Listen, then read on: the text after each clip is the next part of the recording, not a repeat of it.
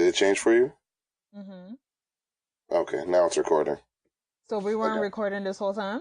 Nope. Oh, God.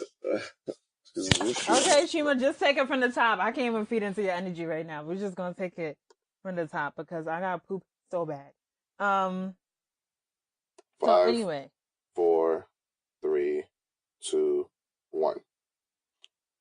Hey guys, and welcome back to another episode of the best podcast ever, the Both Sides Podcast. Yo. No, I didn't introduce you. So Oh. you don't get to say that yet. And honestly, you got a new tagline. That yo was mad corny. You sound like Fat Albert. Hey. Like, work on that. Okay, let's try this again. Hey guys, and welcome back to another episode of the best podcast ever. I'm here with Chima. You're... Oh, hey. Okay. Like, you gotta be happy, like, yo, it's Chima in the building. You know what I'm saying? Or, see, this is why they call me the hype woman, because I just be naturally hyping you up. Or maybe my intro don't hype you up. We're gonna work on that. Yeah, you work on your intro, woman. Anyway, back to the show, guys. So, this week, we're jumping straight into the topic, and it's pretty much all the stuff you're hearing about before, and I'm sure you heard a lot of opinions about it, but you ain't hearing from us.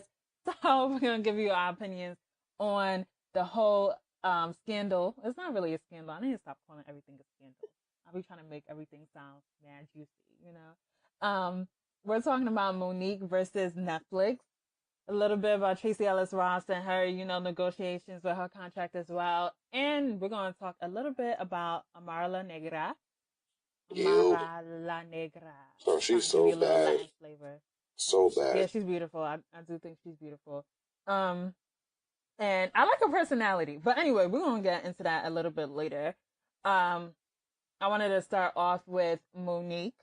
Mm-hmm. And obviously everyone heard about it, but if you haven't, Monique was offered $500,000 to do a special with Netflix.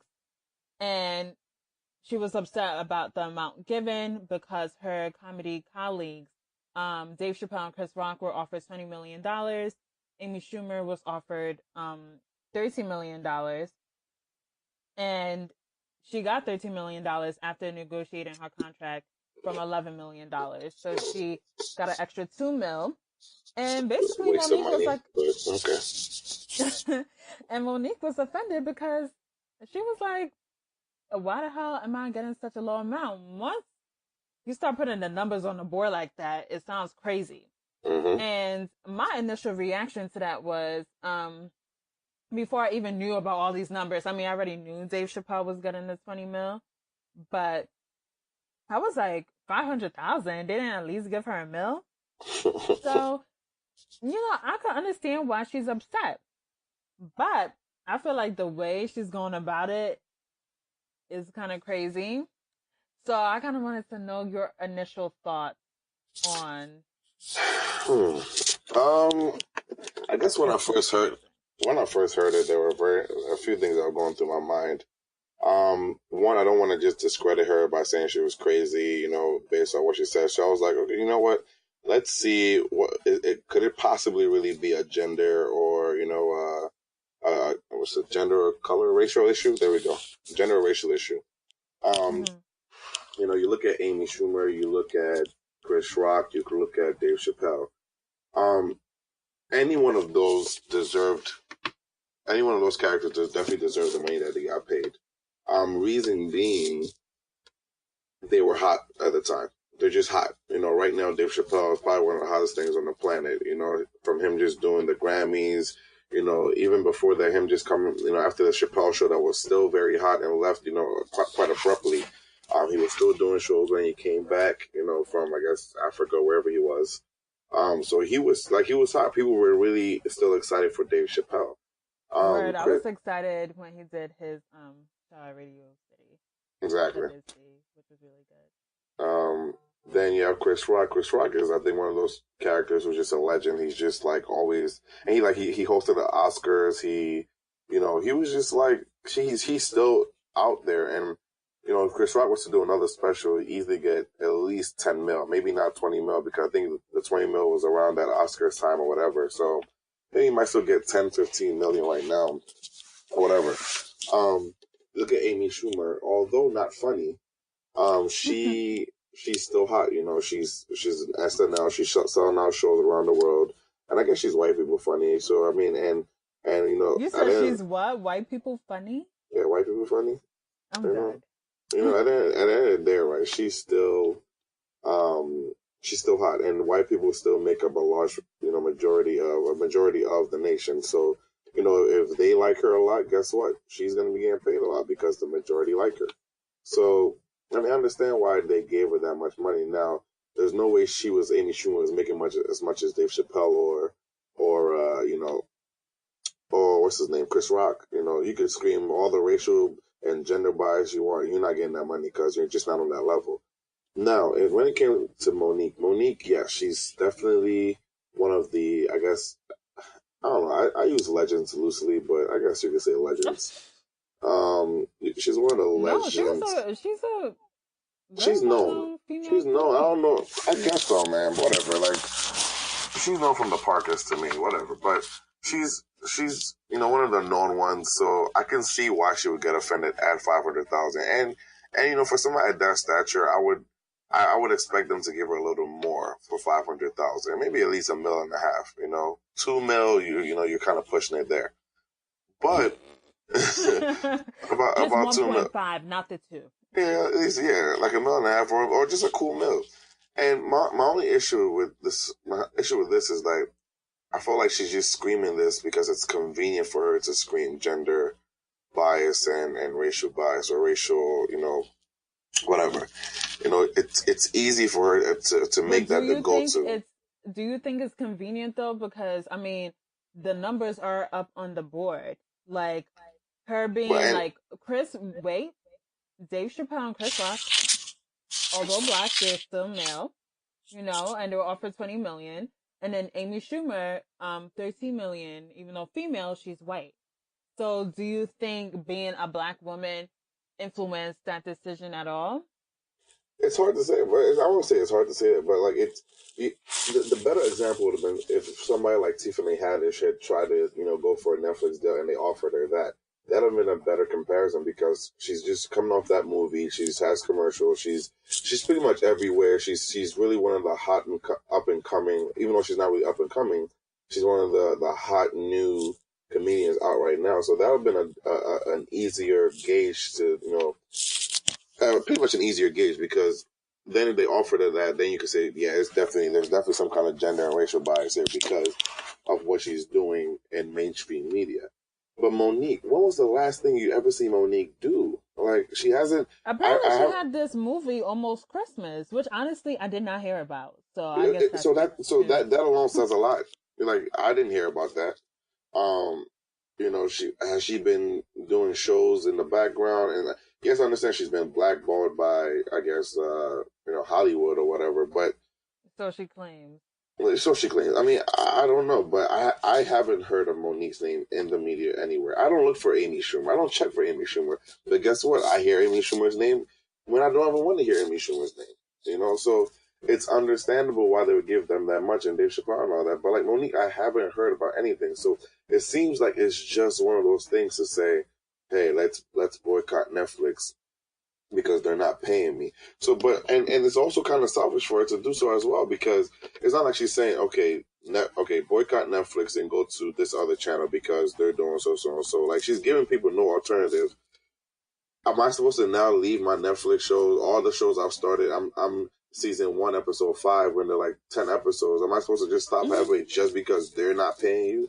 Like, dog, get out of here. Yeah, bro. And I think that was the point too, because I was like, boycott, like, damn, I still haven't finished The Crown. Like, I'm gonna definitely get through that because it's a very good show. And if you're not watching The Crown, because I'm late to the party, and you definitely late to the party, you should start watching. But anyway, I feel like in her case, the whole point of the offer, although I do think it's low, was to then negotiate that. And I think that's the big thing that is missing in this picture. Mm-hmm. And I'm going to just go ahead and say it. She needs to fire her manager, her husband, whatever. Like, that nigga don't know how to negotiate.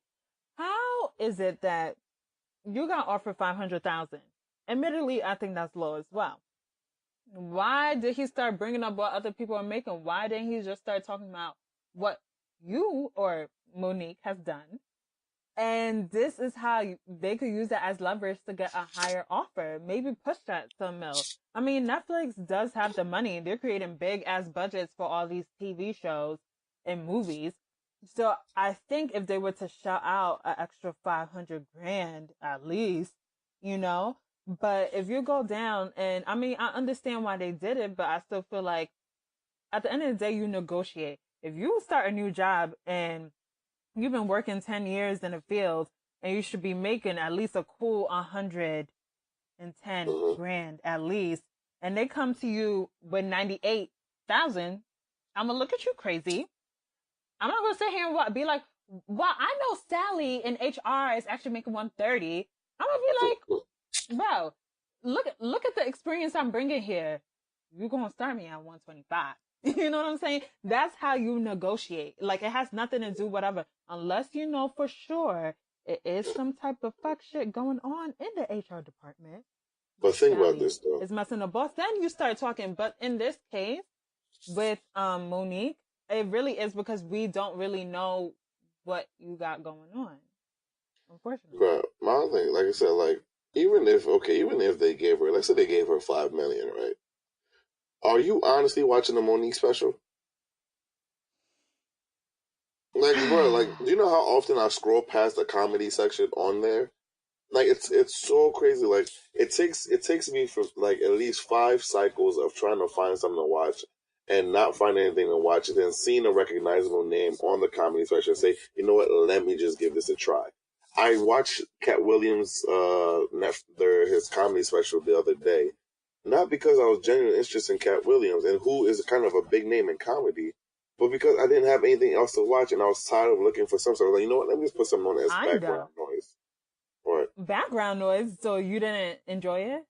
It was alright, but it wasn't like his old stuff that was funny. Like, you know, I don't know, like he's not as hot as he was anymore, so the jokes are going to be kind of rusty. He's still funny. He's still a funny person, but it's just not like, you know, old Cat Williams hot. What? I think it was Pimp Chronicles or whatever. Yes, what it was for me in his special, going off on a tangent, but whatever. What it was for me on that special was I felt like he took too long talking about Jacksonville. I'm like, nigga, I'm not from Jacksonville. I don't know what this means. He was in. I mean, I guess he was in Jacksonville. He was in Jacksonville, but it's also a special that you're filming. You get what I'm saying? So it's like, okay, you could talk about Jacksonville. I understood it for the first 5 minutes, but that shit went on for like a solid 15, 20. And I was just like, oh, so we're not gonna move on to the other jokes now? That was my only premise of it. And how I actually started watching the Cat Williams special is because I saw it on the Netflix front page. And I was like, oh, he got a special? And I just clicked on it and watched it. So, I mean, granted, to answer your question, would I watch a Monique special?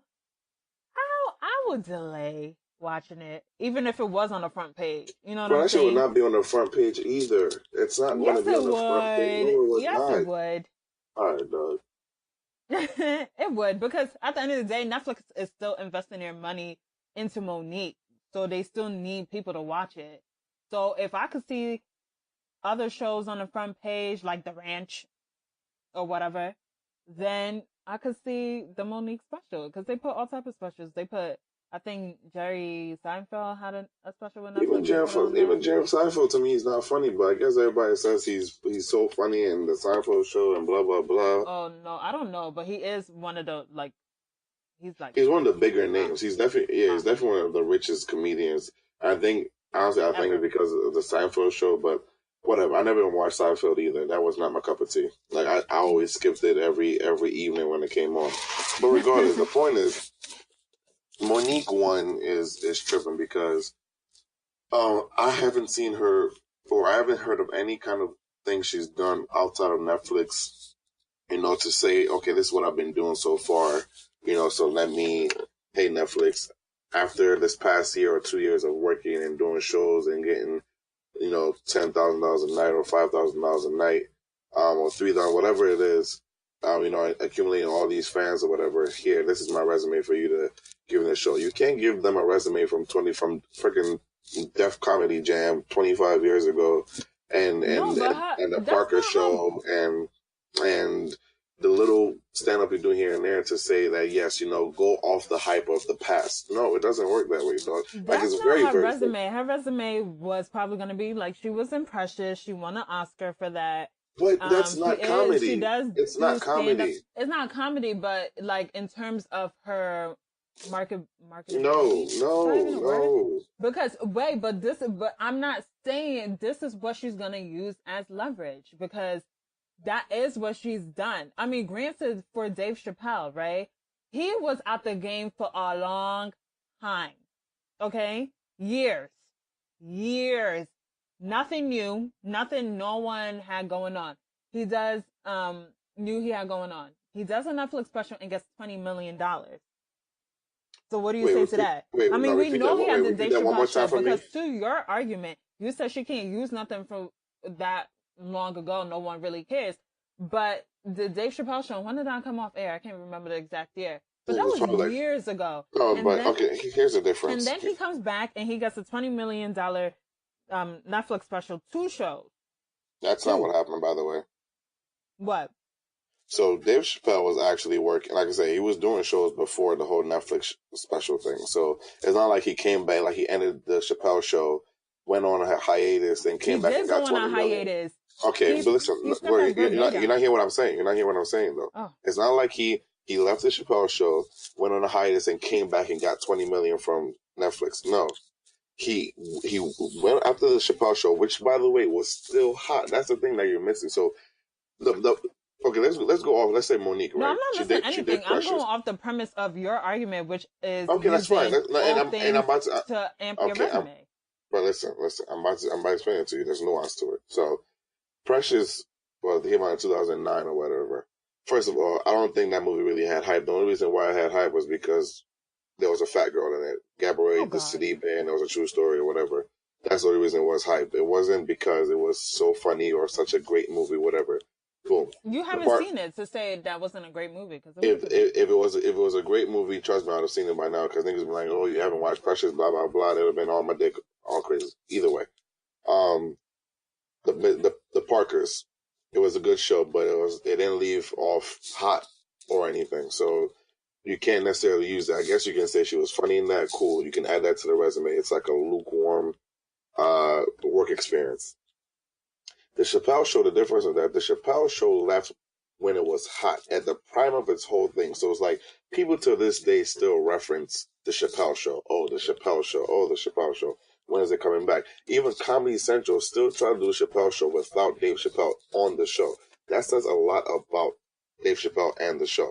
So when he left, he took his hiatus, whatever. He came back and started doing little shows up and down. He's not just come back and Netflix said, here, take 20 million. No, he was still doing shows here and there all across the country, little by little, which builds your hype because people are still talking about you. He was on SNL when, Donald Trump got the presidency or whatever, and he had this whole little monologue, but that adds to the hype. That's pretty much like Amy Schumer. That leads up to your 20 million. It's not like he went on after the Chappelle show that was lukewarm or whatever, came back and Netflix said, here, take 20 million. No, it didn't work that way. He still did all the little things to get his hype up there so he get that 20 million. Monique, do you know if Monique has done any stand-up shows? But that's the point, though, because nobody is talking about, even if she has, nobody has talked about her. Nobody has brought Monique's name up. Nothing whatsoever. Have you seen Monique on Twitter at all? At all. You think about it, in the last maybe even 5 years, right? I'll say 5 years. Have you seen Monique's name come up on Twitter? Which is probably the best gauge. I'm not arguing the point of whether she. I don't even know what point you're trying to tell me right now. I agree with the whole, like, obviously she wouldn't be making as much as Amy Schumer, Dave Chappelle, Chris Rock. She wouldn't even make as much as Tiffany Haddish right now if Netflix offered her a special, because, like you said, she did have the movie Girls Trip. She got a commercial in the Super Bowl. She has a commercial with Groupon. She was on the Carmichael show. She is going around touring and doing shows here and there. So now she has a name for herself.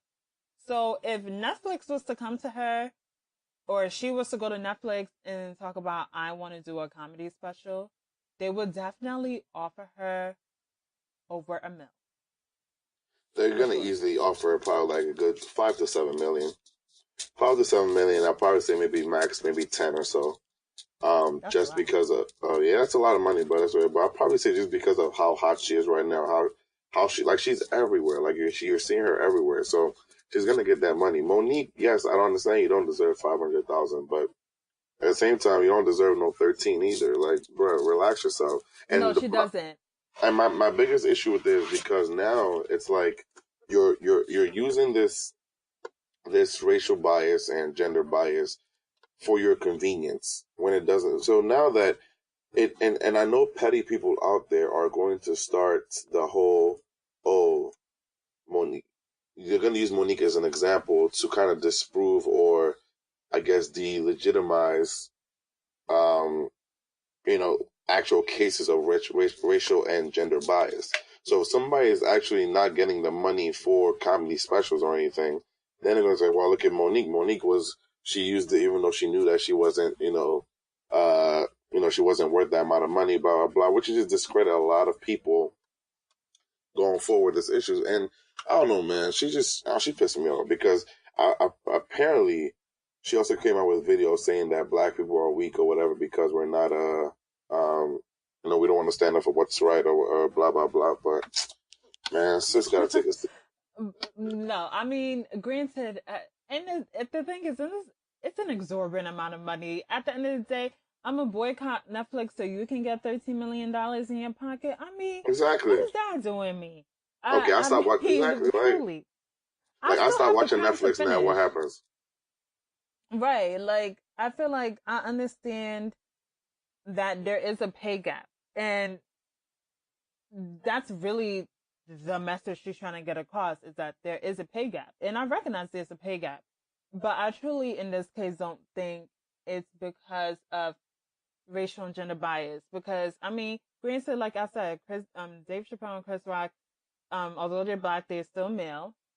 So they'll probably get higher. And Amy Schumer, although she's female, she's still white. So when you look at those things, are they a factor? Do you think that Netflix looked at her like, you know what, you're a black woman, you're overweight a little bit. Do you think that played in any role into their decision? Or do you think it was strictly off the strength of just not having enough of an audience? I mean, at the end of the day, right? Granted, yes, most people don't want to look at fat people on the screen or, because the camera has 10 pounds or you want to, it's people want to look at. Are people really that bothered looking at fat people on the screen? Yes, people want to look at people they can look up to, for the most part. That's why, television producers would rather cast the more attractive person than the uglier person. It's all perception. Anyway, besides the point.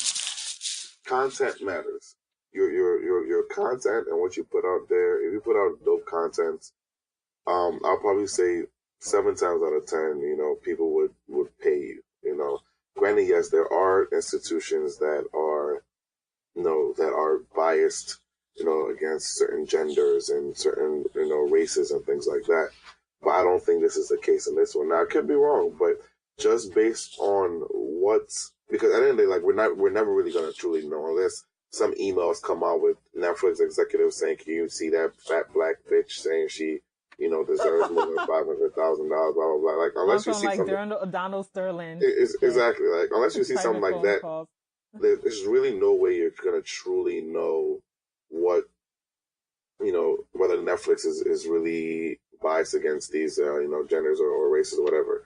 At the end of the day, the only thing you can really go by is what they've paid other people, as well as what they're offering this one based on, what you've done as well. And honestly, all roads are just leading to her not being hot right now. Like, it's just like, she's just not hot.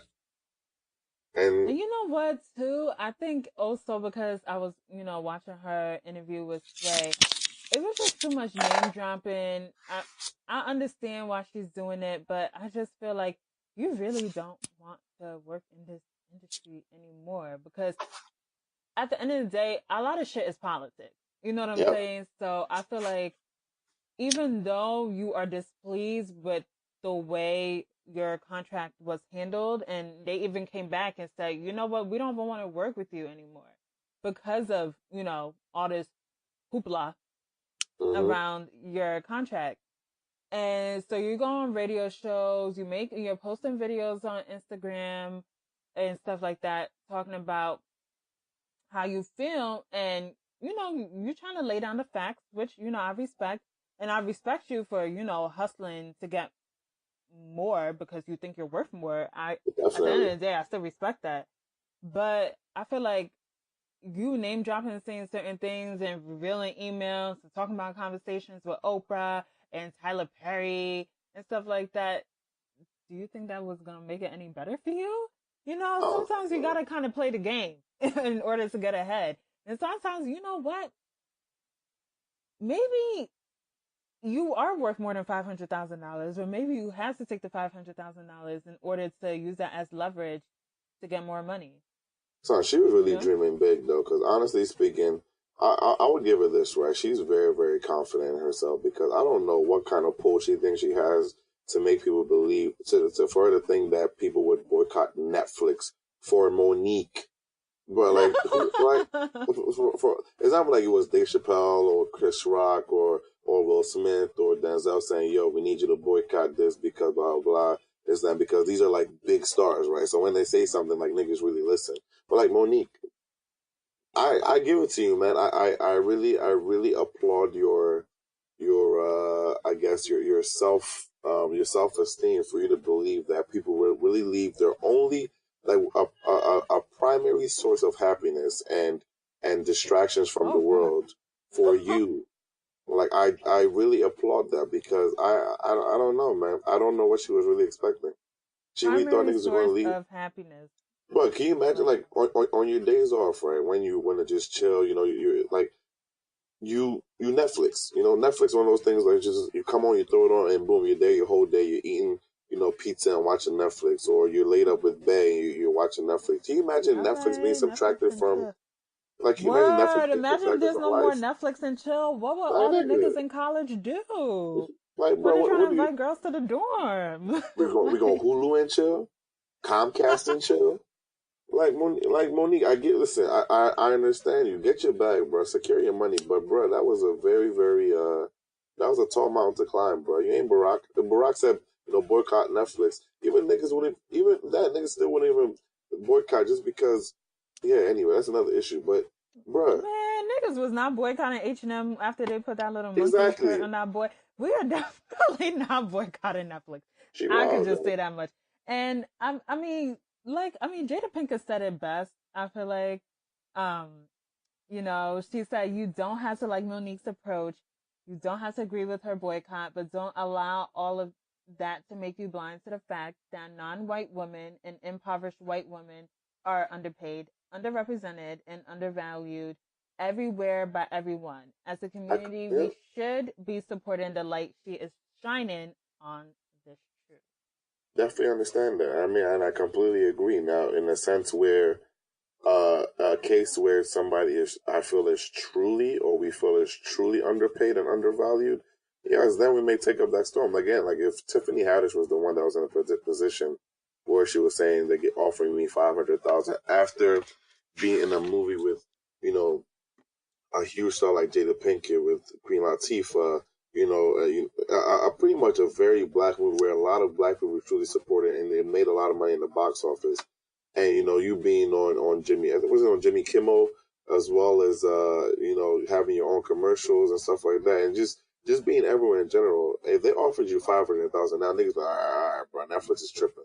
But Mm-hmm. Monique, you weren't the best example to use in this case, and like I'm sorry you feel like you're not being paid, which you're not. I mean, like again, I understand 500,000 definitely kind of low, at least a mil, but I don't know. Go put out some content, put some YouTube videos out, build up your hype, and let's maybe HBO give you maybe give you a special or something. But And maybe not like, dig yourself in a hole with all the like shit you're Actually, revealing. bruh, like And she, then her manager sitting, or her husband slash manager sitting right next to her and letting her run her mouth. And I feel her because she's passionate. I understand, but yo, like unfortunately, you gotta play the game to get what you whatever. want. She don't know how to play Unfortunately, chess. it is what it is. They over there playing checkers and these people playing chess. You gotta Yeah. step on it. So I feel like there's so much conversation about pay gaps and I ain't getting paid well enough. And I think maybe a better example of the gender and racial bias would be with Tracy Ellis Ross. And I mean, she did clear some things up on Twitter regarding her contract with Blackish, because there was reports that came out stating that she was negotiating her contract with Blackish and she wanted more money because she was making significantly less than Anthony Anderson, her co-star, and basically she wanted more money. So I feel like there was some things that came out, like she said she was renegotiating her contract, and pretty much that's why she was, all this talk was happening in the first place. So I feel like in regards to that situation, Anthony Anderson is also an executive producer on Blackish. So when I first heard that she wanted basically the same amount of pay, but Anthony Anderson was an executive producer, I was like, that don't make no sense. I was like, that's like me being the sous chef. And we got a little person who's cutting up the onions trying to talk about I need to make as much as the sous chef. I was like, y'all not on the same level. You working in the same kitchen, but you're not on the same level. So I feel like a lot of things too was bringing light that unfortunately a lot of people do get paid significantly less than their co-stars because they're a female or because they're white and black. Kind of like what happened with Octavia Spencer, and I forgot the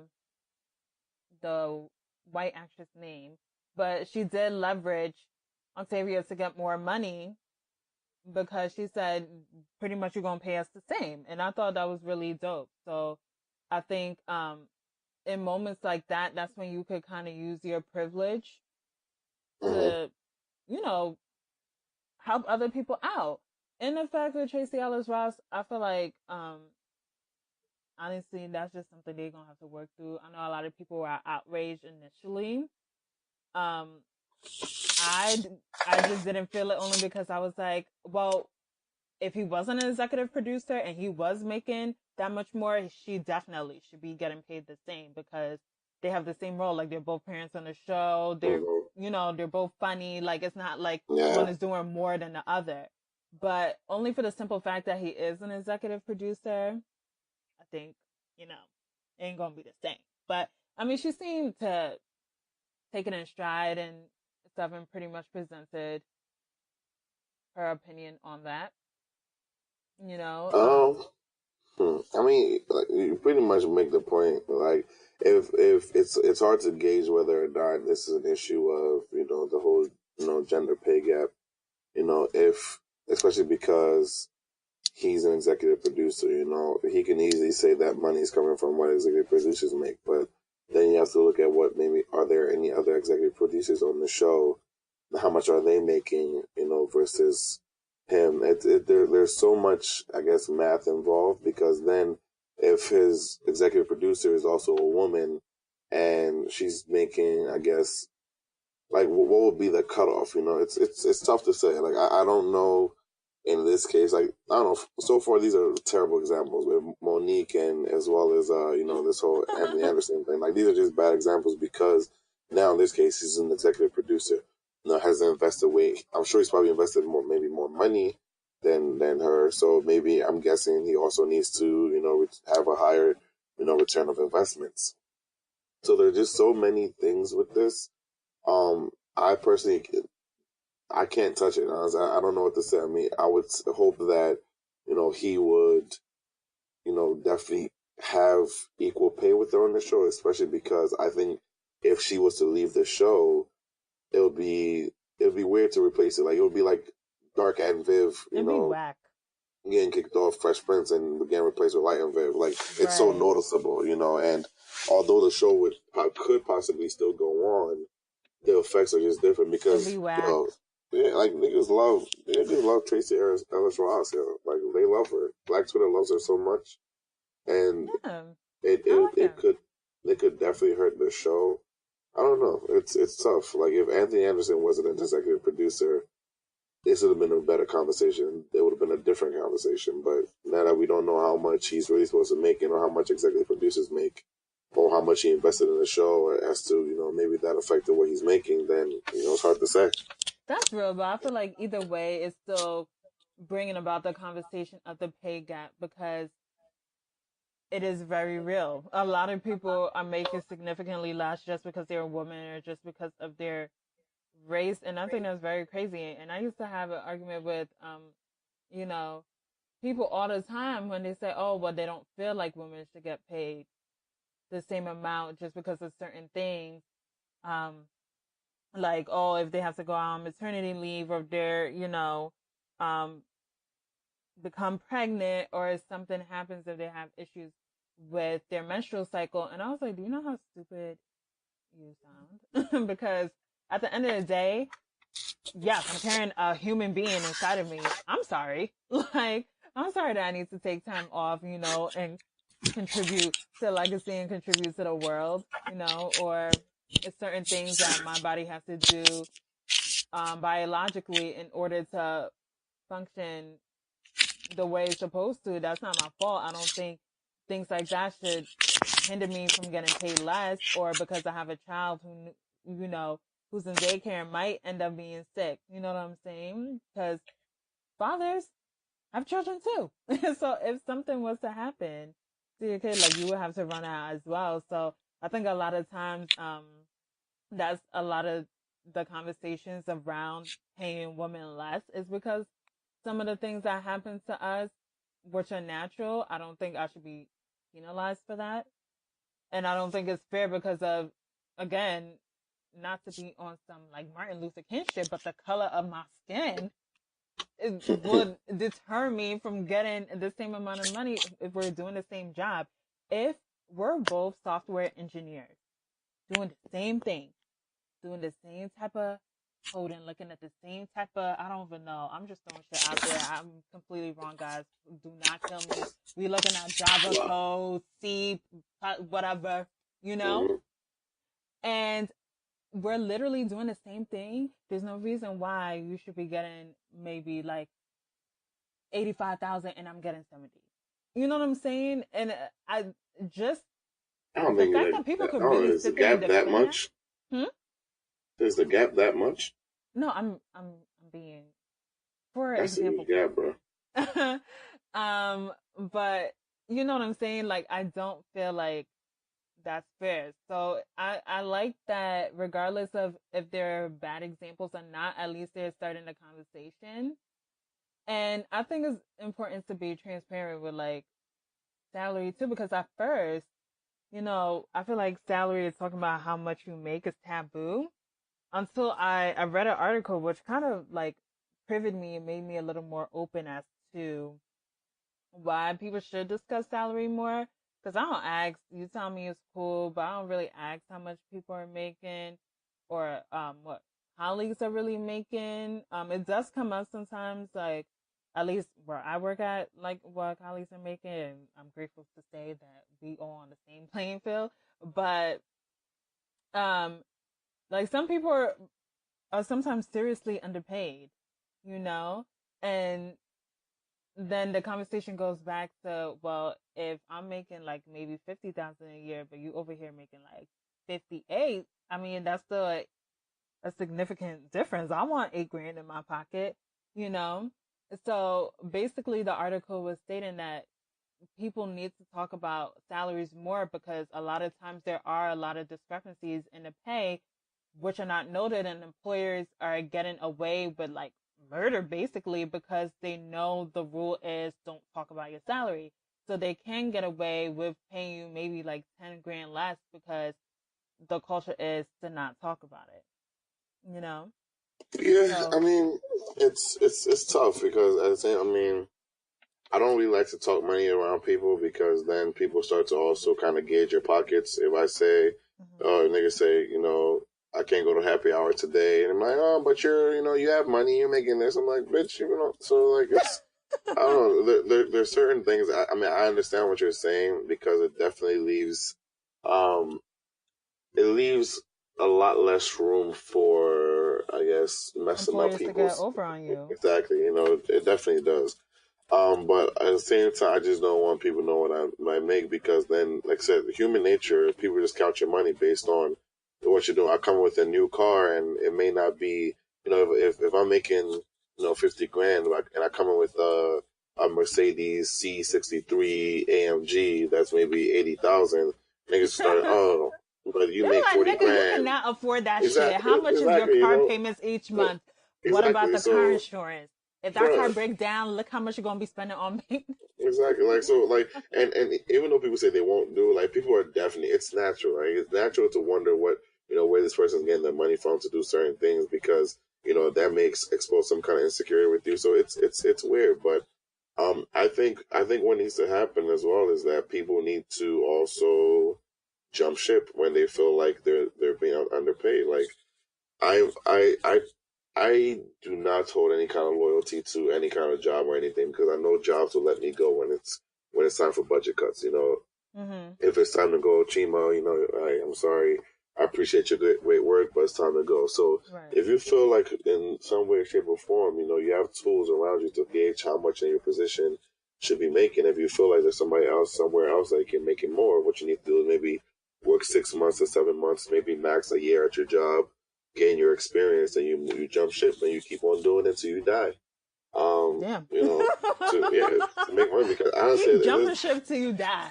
and Yeah. at the end of the day, um, you know, what I guess we're in this culture where we're going to this culture where people aren't loyal to companies for like 20, 30 years anymore. Like nobody's trying to do that anymore. At this point in time, it's like, yo, I'm trying to move over to get paid, and you keep on doing that till you're good. I mean, if you really feel underpaid or undervalued, stand up and leave. The Yeah, and problem is there's that people get definitely so complacent and don't want to leave and get comfortable and all that, so they just stay there and they complain and stay there. right, which I think a lot of things.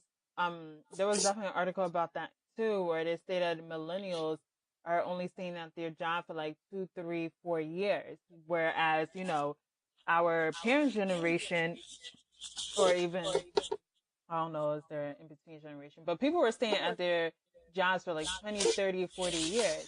Yeah, They said now the millennials, and I feel like everything they talk about millennials is millennials, negative. negative, It's like, yeah. oh, okay, they're jumping They're just ship, but I jealous. feel like millennials, we're not taking that shit no more. We Exactly, want to relax. We want to enjoy our lives. We want to, do what we really love doing. And exactly. on that point though, on that point, I have to plug this in real quick because it be driving me crazy. I'm sorry. Everybody be like, "Oh, I can't work a 9 to 5. I don't want to work for nobody." Stop, stop, stop. Let me stop. If you own your own business, who's supposed to work for you? If everybody wants to work and nobody wants to work, and everybody wants to own their own business, who the hell gonna be working? Everybody gonna own a business with no workers? Like, stop. Unfortunately, and I don't want to sound like a dream killer, but unfortunately, everybody cannot be the boss. And even then, the boss still is working for somebody. You know what I'm saying? Like he's People, working for yeah. his employees. He's working to get his business up the ground. He's working to. Why do people think that all of a sudden you're not working anymore? Like you still got to answer I to mean, somebody. I don't think it's not working. I think people are more so geared to wanting to have some kind of freedom, something to call theirs, something to grow. I definitely understand. I mean, as somebody who's kind of dabbled in growing little things here and there, even this podcast, like you want something to call your own. And, we do fantasize about the idea of, CEOs just hopping on a plane and traveling and chilling this and working from home, blah, blah, blah. Not knowing that it's a lot of work to be a CEO or run a major organization or Mm-hmm. even or even a YouTube channel alone, because you got to be consistent. You got to really want to do it and stuff like that. And we kind of fantasize about that idea just because of how Hollywood and other things have made it seem. Personally, I definitely do enjoy a 9 to 5 just because it gives you that structure. For when your pay is gonna come, it's kind of safe. But I also enjoy having something to call my own because it's my own. So. Yeah, but yes, I understand that, but I still stop. Like everyone will not be the boss. I'm sorry. Like I want everyone to flourish in what they want to do, and I really hope we all end up where we want to be. And there's frustrating because there's certain places you're at, and you're not supposed to be there. But Yeah. but Either way, though, I mean, yes. And point is, I guess you want to discuss some kind of, leave less room for employees to get over you, but you have to do that with some kind of care and finesse, and I don't know. It's if you can find out what people are making without really finding out what people are making, great. But I don't know. It's tough. It's tough. yeah, that's definitely a touchy subject, and I mean that definitely requires a lot of finesse. But Yeah. But Stripping and anyway, speaking finesse. of like racial and gender bias, because I just really wanted to touch upon this just real quick because Amara La Negra, and if you're not familiar, she's a Dominican singer or artist, should I say. Popular, I guess, in Latin America and, Hispanic countries and cultures. But she's trying to cross over to the American market. Mm-hmm. So she's currently on Love and Hip Hop Miami. Now, she is Dominican, like I stated. She's dark skinned. And, she went on the Breakfast Club to kind of talk about her love and hip hop, I guess her career, and, also being Afro Latina. So she goes on a Breakfast Club and she is, basically talking about her experience as an Afro Latina. First of all, which I feel like a lot of people still don't know what that means because I just, honestly, it's shocking to me that people don't know, but sometimes I have to remember it's like I'm from New York. Like you see all type of ethnicities, cultures, you know what I'm saying? You're exposed to a lot. And a lot of people, I guess, I know it sounds slow for this, but like, I didn't realize how many people were just not exposed to certain things. And I guess sometimes I gotta remember that because I feel like I sit there, I'm like, how do you not know? But Afro Latina, of course, if you're not familiar, is someone who is Latino, Latinx from African descent. Basically, you're black, but you're Latina or Latino. Someone that's from a Latin country or a Latin speaking country, whether French, Spanish, I think that's it. No, English. I guess Latin based on Latin, whatever. Spanish speaking. I mean French too because it is Latin as well. But anyway, someone from a Latin speaking country that is African, that has African descent.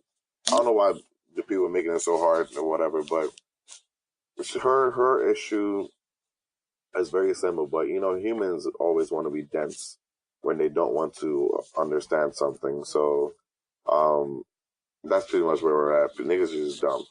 Niggas just stupid, honestly. Yeah. So I was upset, or let me not say upset, but I felt away watching the Breakfast Club interview with Charlamagne, Envy, and Angela Yee. And I felt a type of way for several reasons.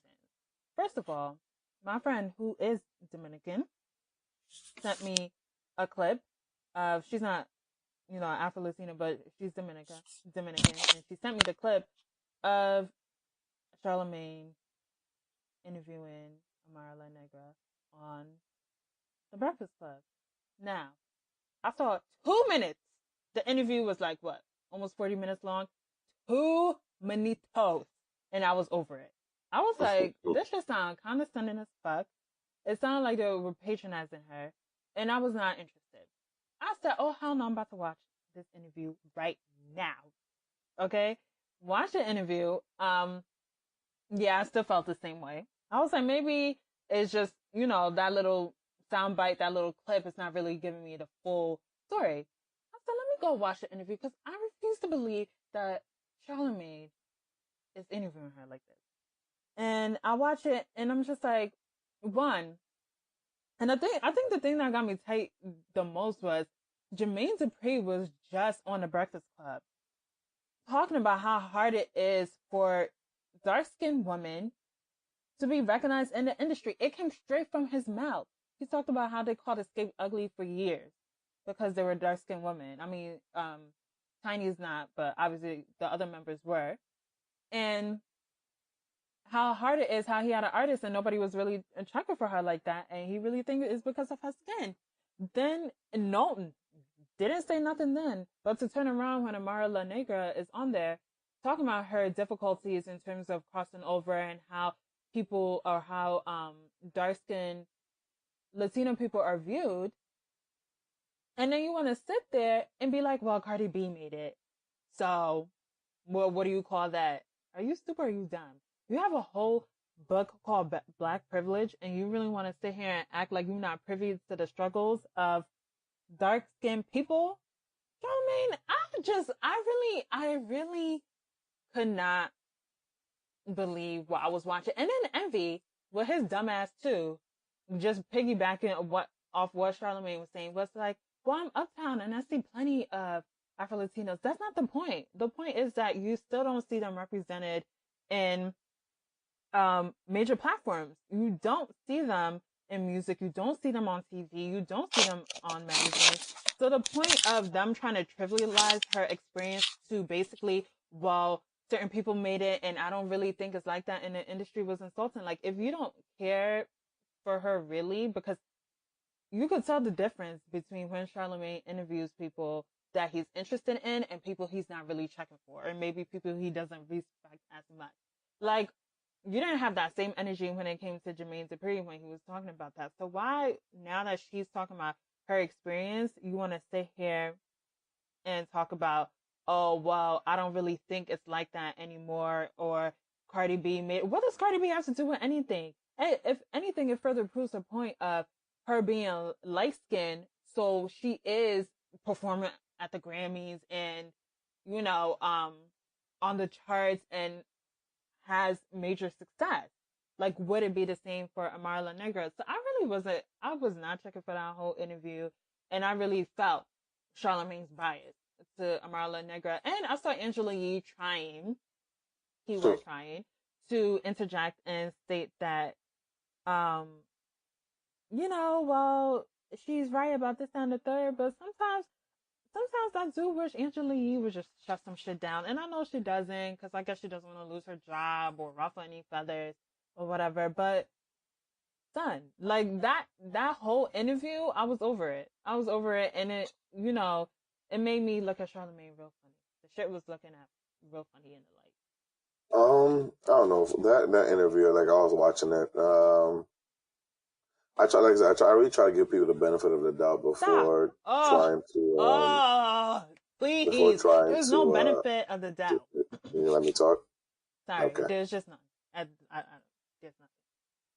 All right, so I really try to give people the benefit of the doubt just to see maybe they come from an ignorant standpoint, maybe they just don't know. I mean, because at the end of the day, some people may legitimately don't know, and if you come and respond in a manner where, they feel like you're attacking them or whatever, they may never, they may never learn or whatever. So, I was watching the interviews, and I did notice he wasn't trying to, and listen, you could tell he really wasn't probably not trying to understand.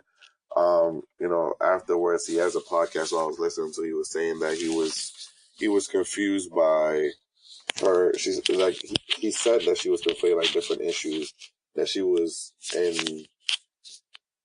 She broke out in the Latin market, and she was doing well, and now she's trying to break in the U.S. market, But the issue was with colorism is her that it's affecting her in Latin countries and whatnot. So he was saying he was confused by whether or not she was being affected in the United States or whether she was being affected in Latin countries. So he was trying to get a clear understanding. Whether or not that's true, I don't know. That's what he said, and I'm not even said. I can't really say. Now, I would say that Charlemagne was not. He could have been a lot more understanding in trying to understand, as well as Amara La Negra also trying to fully explain, what she was, because she is trying to break in the U.S. market, but she also did reference, the colorism, how her being affected, how it's affecting her in the Latin world, but she's trying to break into the U.S. market. So I can see why somebody could be, confused, but at the end of the day, it's not an issue where you have to think so hard on. Colorism exists everywhere you go. It's not just in Latin countries and whatnot. No, it's easily here in America where, light skin versus dark skin, blah, blah, blah. So it's not a hard issue to understand. I would say that Charlemagne definitely does give respect to, people who he deems are probably worthy of respect. Like if Ava DuVernay was saying something like that, or Oprah, Michelle, or people he regards to as quote unquote, I guess, respectable women, he would definitely, he would definitely been quiet. He wouldn't have made any jokes regarding, her afro. Is it because you have an afro and you're Latina? Blah blah blah. He wouldn't make comments like that. So Yeah, the, like the what kind of respect, dumb ass shit is yeah, that? the respect didn't come into play because you could tell he didn't respect her as much as he should have. I don't know. I mean, at the end of the day, I'm happy that she's blowing up now and these issues are coming out, because I think she recently just got signed too. And the nigga that really started this whole thing, that Hollywood guy off Love and Hip Hop, he's just a dumbass, honestly, because I don't want, like, as fucked up as it is to say, like, if she was ugly, right, there's some like, okay, maybe she's ugly and niggas just don't want to see this ugly face, right? Or whatever. But like, it's not like she's a attractive dark skinned woman. Even I guess it doesn't even matter whether you're attractive or not. You should be given the same opportunity. But I don't know. I don't know, man. I don't know. Even Sean was saying. I mean, his whole Cardi B point was that, as stupid as it was, because it would have made more sense if Cardi B was dark skinned, right, as opposed to being light skinned.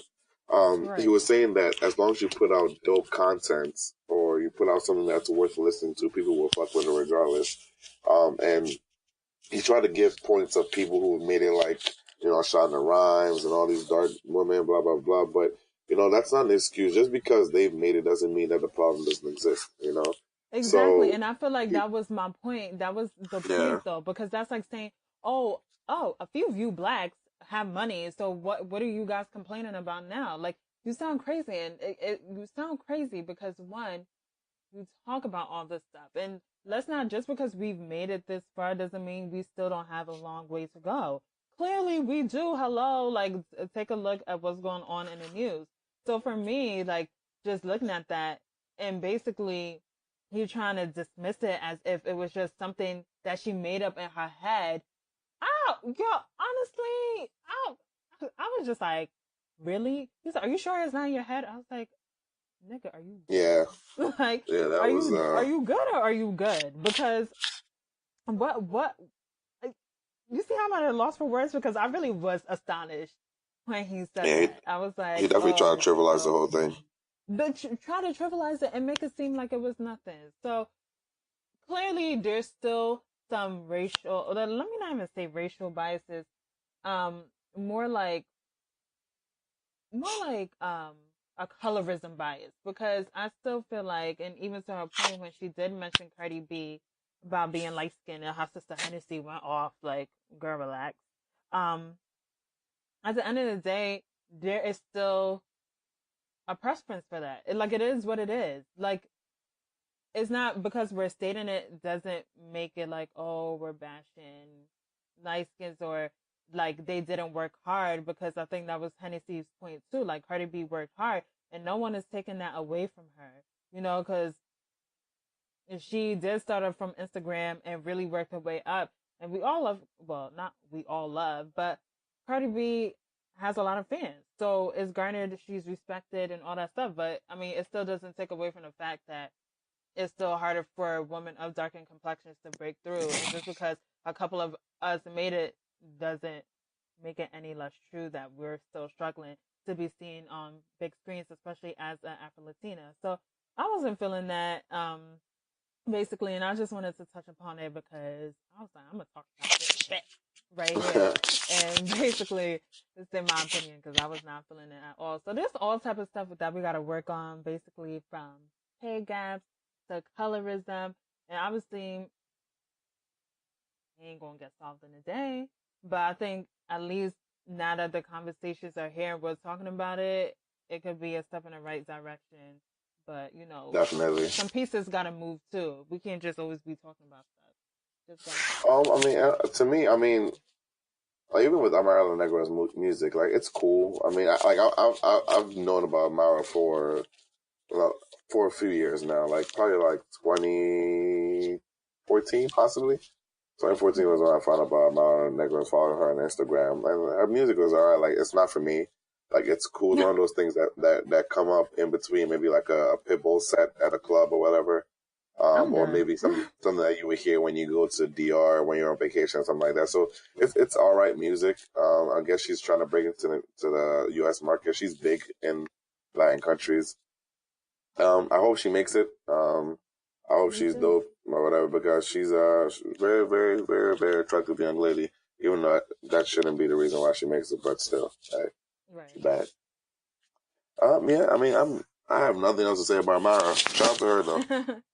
Follow her on Instagram. I said everything that I had to say. I definitely did. But either way, I mean, the biggest takeaway from it for me is pretty much don't trivialize. We shouldn't try to trivialize people's experiences just because sometimes we can't relate to it. Like with Monique, and her contract not being what she wanted it to be still doesn't take away from the fact that there is a pay gap.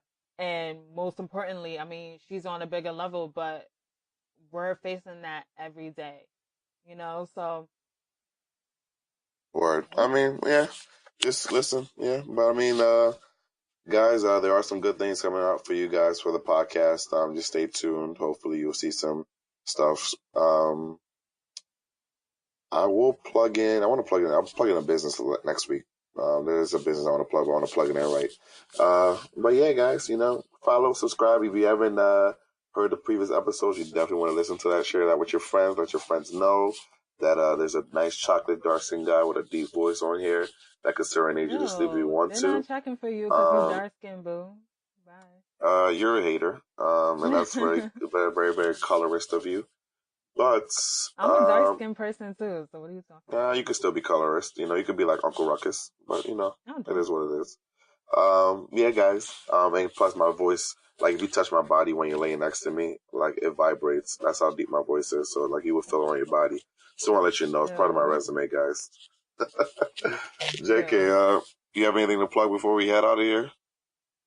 No, but I do want you guys to check out my friend's clothing line, Define Linen. She's on Instagram, and she also has an Etsy shop, etsy.com/Define Linen. And my other friend also launched her swimwear line called Ego Swim, and you can also find her on Instagram, which is _Ego Swim. So do they have a website? Definitely check them out. It's in progress, but you can follow them on Instagram for updates. You should actually, this is definitely a very good plug. There's a friend of mine who actually designs websites. She's listening to the show.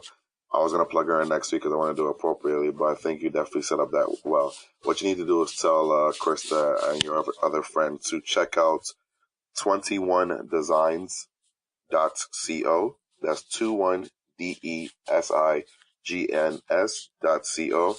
Pretty much they create websites. She creates websites, my friend. I don't know, say friend. I guess friend enough. She creates websites. I don't know. I'm still talking the friend thing, but I mean, yeah, friend, yeah. We talk regularly. Anyway, no. I mean, there's certain things anyway, but no, I want to plug her in because she's a dope person. Well, check her out, guys. Like she actually makes very good websites, and I was thinking about looking to her to get to picking her brain for our website. I haven't told her yet, but I guess when she listens to this, she's gonna hit me up like, oh, so yeah. So we'll see though. But yeah, check it out, 21designs.co. It's a very good website. She's actually very good at what she does, and she's on Instagrams. Sound like an African father.